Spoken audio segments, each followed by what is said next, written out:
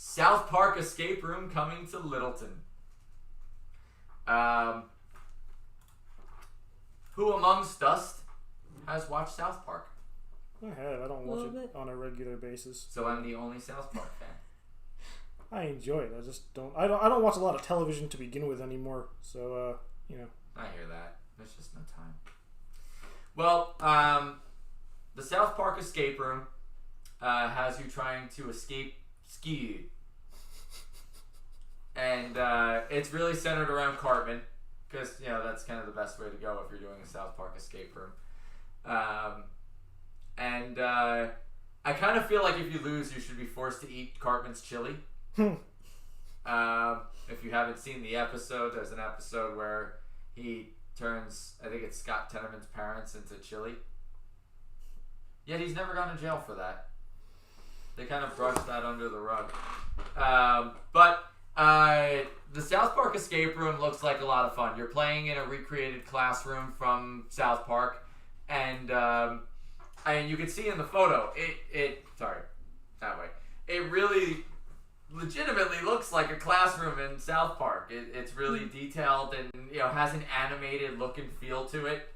So it's a one-room game, but I think it actually looks kind of cool. I almost want to play it just for the nostalgia. Is that the one in Colorado? Because I know this was a pop-up game.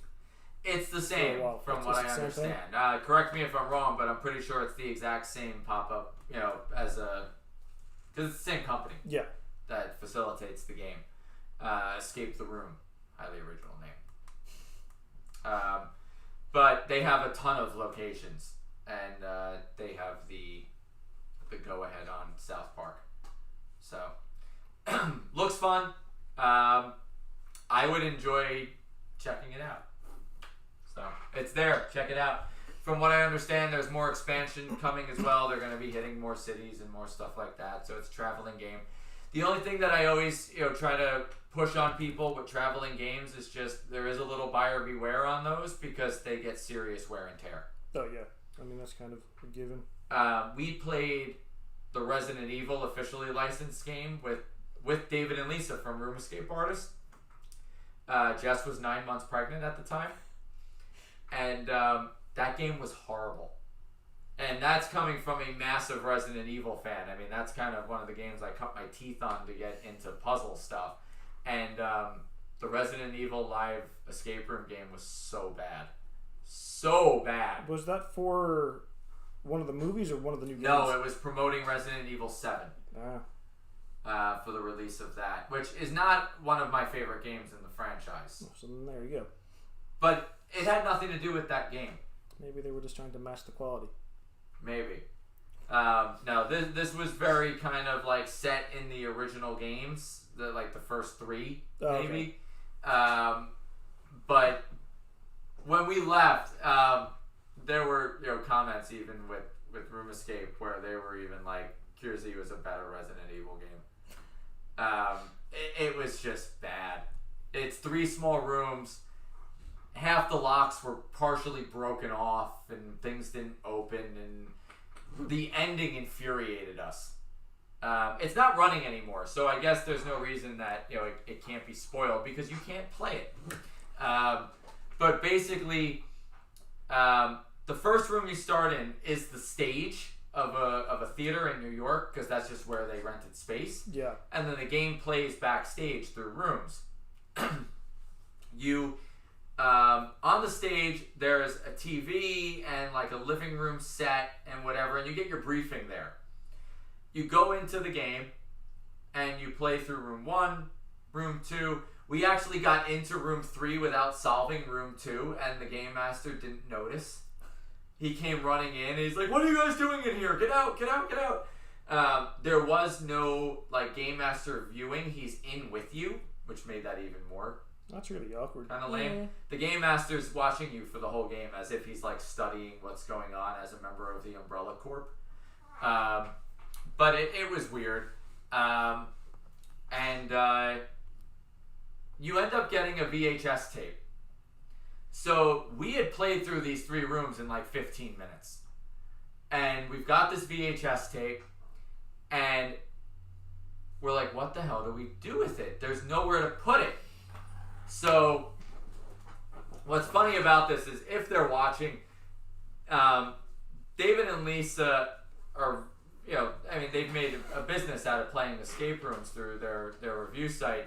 But if you get to know them at any point, Lisa is usually very, very composed. And we've got this tape, and about 20 minutes have gone by now of us being like, we've exhausted every option. There's nowhere to put this tape. And one of us, like really early on, was like, well, there's a TV and player in the lobby. And we're like, but it's the lobby. You can't go back to the lobby.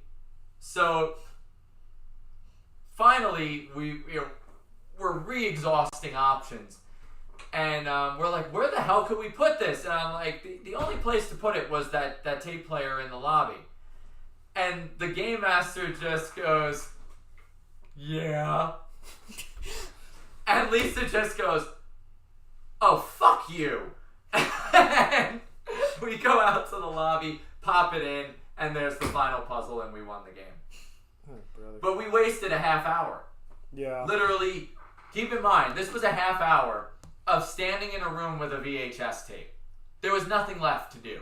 We weren't solving other puzzles. We weren't like, we were holding a VHS tape for a half hour. So, I don't know if that will happen with this South Park game, but it's a licensed game that's traveling the country. So, that's the biggest element is you got to keep in mind. People have played it. It wore out its welcome. They packaged it up. They brought it somewhere else.